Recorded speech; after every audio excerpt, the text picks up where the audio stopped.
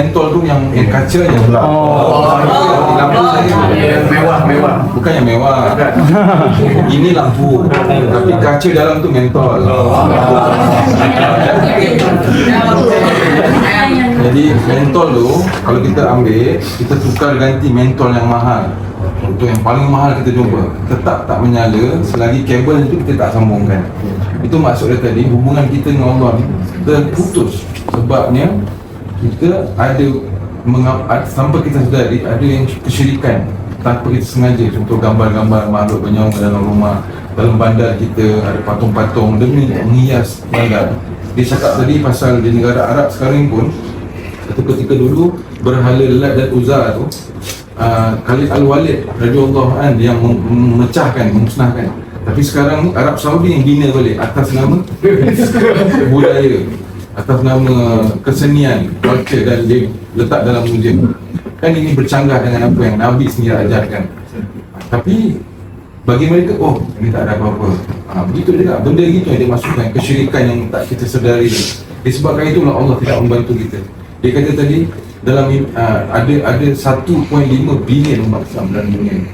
Tapi kita tak mampu. Kita ada kekayaan, kita ada umat yang ramai, kita ada kekayaan, kita ada duit, tapi kita tidak mampu untuk menghentikan Palestin, Israel untuk menyerang Palestin. Itu katanya. Dia kata bukan sebab kita tak ada tentera, kita ada kekuatan, kita ada harta, kita ada semua, kita ada jumlah pun ramai, tapi kita tidak boleh menghentikan pun. Sebab bukan sebab kita, sebab Allah tidak bantu kita. Disebabkan kesyirikan tadi. Lepas tu dia bagi contoh tadi pasal Lailatul Qadar. Dia kata dalam Lailatul Qadar ni Allah turun bersama malaikatnya, dan Allah memerintahkan malaikat ni untuk pergi ke rumah hamba-hambanya.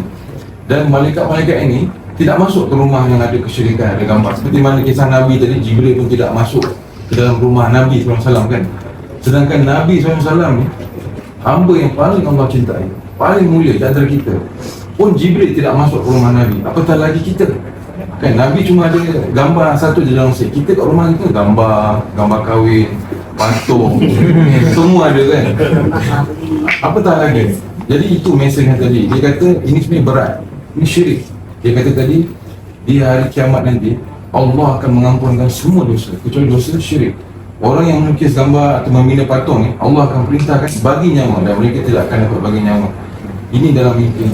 Dan dia kata lagi, nanti apabila umat Islam mulai menghindari syirik dan bentuk-bentuknya, maka bantuan Allah akan tiba ketika itu, di mana umat Islam akan kembali bersatu dan Islam akan mendapatkan balik status dia, kebilangannya yang dulu hilang, dia akan dapat balik. Masalahnya umat Islam kena menghindari syirik dulu. Itu mesej secara general lah. Saya pun panjang kan, tapi sikit macam tu lah maksudnya. Jadi kan ada cerita pasal dia kata dia melihat mata Nabi kan. Sebenarnya itu dalam mimpi yang saya nak sampaikan, yang dia sampaikan tadi, saya terjemahkan. Dia kata pada 2015 dia melihat Nabi SAW, dia baring di tempat terbuka, mungkin di tanah lapang, dan Husain bertanya kepada Rasulullah, "Ya Rasulullah, kenapa kau baring di sini? Kenapa tak baring di rumah?" Rasulullah jawab, "Rumah yang mana Husain? Rumahku telah dimasuki oleh orang-orang yang jahat, dan orang-orang yang berada dalam rumahku telah berpecah menjadi menjadi beberapa banyak golongan." Jadi lepas tu Rasulullah beritahu kepada Qasim, "Kau pergilah bina balik rumah ini." Lalu Qasim pun dalam itu dia pergi ke rumah tu, dan ternyata simboliknya dia kata rumah tu rumah dia sendiri. Dan dia kata dalam rumah tu dia nampak ada orang-orang yang bersenjata, orang-orang jahat. Dengan izin Allah, dia berjaya menghilangkan orang-orang jahat itu, dia berjaya menghapus orang jahat itu. Dan ketika dia masuk dalam rumah tu memang tak ada orang, dan orang yang dalam rumah tu semuanya telah, seperti yang Rasulullah cakap, dia telah keluar dalam kelompok-kelompok. Jadi dia kata macam mana aku nak panggil orang-orang ini. Lalu dalam mimpi tu dia naik ke atas bumbung, dan dia kata dia azan. Dia kata Allah Akbar, dia azan. Dan kelompok-kelompok yang berpecah-pecah tadi ni, ada di antara mereka yang mendengar azan tu dan berkata, "Siapakah yang memanggil kami dari rumah lama kami?" Dan mimpi berakhir di situ. Dan yang saya reverse balik sikit, yang dia kata yang nampak mata Nabi itu adalah ketika dia bertanya tadi tu. Dia bertanya, "Rasulullah, kenapa kau baring di tanah lapang? Kenapa tak baring di rumah?" Dan Nabi jawab tadi, rumah yang mana? Rumahku telah dimasuki oleh orang-orang jahat. Jadi sebenarnya seperti Ustaz jelaskan tadi, sebenarnya ada dalam mimpi. Macam yang saya rasa tertarik dari untuk menjelaskan itu. Allah kalian akan memerangi bangsa Arab dan Allah akan mengangkat kalian atas mereka. Summa tanzul al-faras wa yaqarrab Allah kalian akan berperang lawan Persia dan Allah akan memenangkan kalian atas mereka. Dan kalian akan summa tanzul al-rum wa yaqarrab dan kalian akan memerangi Romawi dan Allah akan memenangkannya. Summa tanzul al-dajjal ya Allah. Jadi urutannya perang lawan Arab dulu, karena tadi kemudian orang-orang Arab, dan juga perang melawan Persia, Iran, perang melawan Romawi, dan perang melawan Dajjal. Baik, apa yang belum sampaikan saya tadi, maka saya katakan itu memang ada dalam hadis Rasulullah. Jadi tadi Ustadz Rahmat Baikuni mengatakan, lalu kalian akan memerangi bangsa Arab, Allah akan memenangkan kalian. Kemudian kalian akan berperang melawan Persia, dan Allah akan memenangkan kalian atasnya. Kemudian kalian akan memerangi Romawi, dan Allah akan memenangkannya. Lalu perang melawan Dajjal. Jadi, apa yang disampaikan tadi itu memang ada dalam hadis Rasulullah SAW, ungkap Ustaz Rahmat Baikuni. Setelah ini, ada seorang pemuda yang dia ingin menyampaikan mimpinya. Dia adalah Hamdani, penghubung antara pertemuan Ustaz Rahmat Baikuni dengan Muhammad Qasim. Mari kita dengar mimpinya. Sebelumnya, Anda di sini selaku penghubung antara mungkin Ustaz Rahmat Baikuni dengan Muhammad Qasim. Ya. Jujur, Anda mau sampaikan, Anda dapat mimpi tentang Muhammad Qasim. Masya Allah. Dan Anda menceritakan itu ya. Jadi Anda mimpi kita di sebelum atau setelah Ramadan.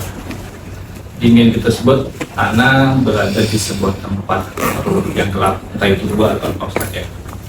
Seperti disampaikan Muhammad Qasim, feel-nya beda, gitu ya. Kita nggak bisa memastikan itu apa secara lisan atau apa itu. Cuman anggota badan kita yang merasakan, gitu. Bisa nunduk, nangis, dan ya hanya badan kita yang bersaksi, gitu. Bahwa itu Rasulullah. Kita nggak bisa apa-apa. Dan cahaya yang muncul itu mimpi spiritual yang pertama, gitu ya.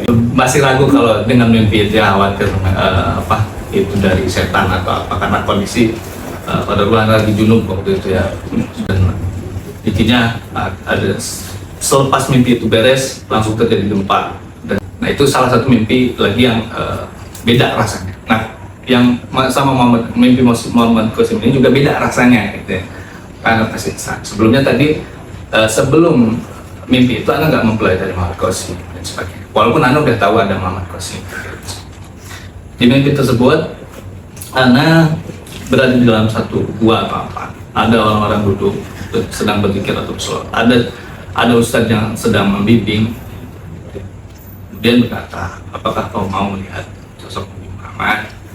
Maka genggamlah cahaya yang ada di depan kalian yang lafaz Nabi Muhammad, kemudian bersolawatlah. Saya lakukan itu, kemudian pindah dimensi. Di perpindahan transisi pindah dimensi tersebut, bergulirlah wajah-wajah yang Anda cari, wajah-wajah Arab, gitu ya. Tapi tidak nampak, hanya malah wajah yang semi-semi India, gitu ya. Anda belum merujuk ke Pakistan, belum merujuk ke Muhammad Qasim, Anda masih belum mengaitkan itu sebagai Muhammad Qasim. Nah, yang muncul wajah itu. Sampai masuk ke dimensi tersebut, yang ada adalah sosok tersebut sedang berada di sebuah gurun Sahara, sedang duduk di meja persis seperti ini, dan sedang berada dalam seperti kebingungan dan butuh pertolongan dan sebagainya. Setelah itu sudah, itu saja mimpi. Nah, selang beberapa lama, karena Anda kan mengurus masjid, medsos dan sebagainya, nah di media sosial scroll, ketemu postingan Muhammad Qasim, terpautlah memori Anda bahwa wajah yang Anda lihat di mimpi itu adalah mirip dengan beliau, tapi waktu muda. Yang masih gagah. Masya Allah, walaupun terlihat gugup dia menceritakannya, tapi mudah-mudahan mimpinya itu adalah mimpi yang baik ya. Boleh sebenarnya sudi luangkan sedikit masa ini pun alhamdulillah syukur. Nah, kami terima kasih banyak. Kami mohon kami hanya menerimanya di sini, dan memang saya juga tamu di sini. Nanti ada satu wilayah yang belum mewakili memimpin kepada bangsa. Arab sudah zaman Rasulullah SAW, Afrika sudah zaman Salahuddin Ayyubi pada tahun 1187 Masehi.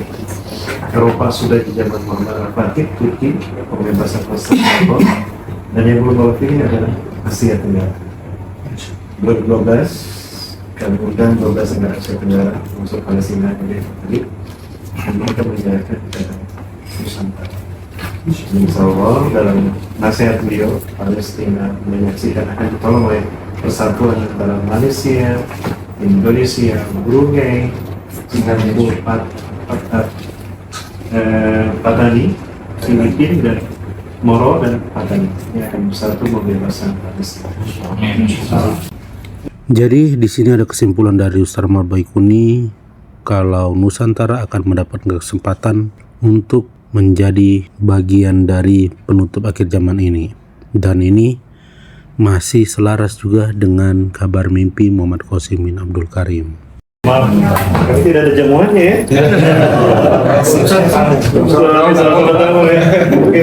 Maybe you can make some picture. Alhamdulillah, pertemuan selesai. Selanjutnya kita akan mendengar dari Ustaz Rahmat Baikuni soal pertemuan ini. Bismillahirrahmanirrahim. Assalamualaikum warahmatullahi wabarakatuh. Saya Rahmat Baikuni dan saya saat ini berada di Bogor didampingi oleh Mr. Muhammad Qasim. Terima kasih sudah hadir di Indonesia, dan kami tadi sudah membuat banyak percakapan dengan beliau, dan intinya insya Allah saya Rahmat Baikuni menguatkan bahwa apa yang Allah berikan pada beliau dalam bentuk mimpi-mimpi itu merupakan satu karunia dari Allah SWT, dan saya tidak menolak apapun dari mimpi beliau, dan saya katakan bahwa itu adalah berkah dari Allah untuk beliau, dan ini merupakan isyarat dari Allah akan menjadikan beliau sebagai bagian dari perjuangan Imam Mahdi. Dan saya sampaikan bahwa kami sebagai yang hadir pada saat ini menerima pernyataan beliau sendiri bahwa beliau tidak pernah mengklaim beliau Imam Mahdi. Tolong jauhkan dari klaim itu, dan ini akan membuat fitnah di antara kita. Dan insya Allah apa yang beliau sampaikan dan kunjungan beliau ini merupakan satu isyarat bahwa beliau dan kita adalah saudara. Saya Rahmat Baikuni dan Mr. Muhammad Qasim dari Bogor. Assalamualaikum warahmatullahi wabarakatuh.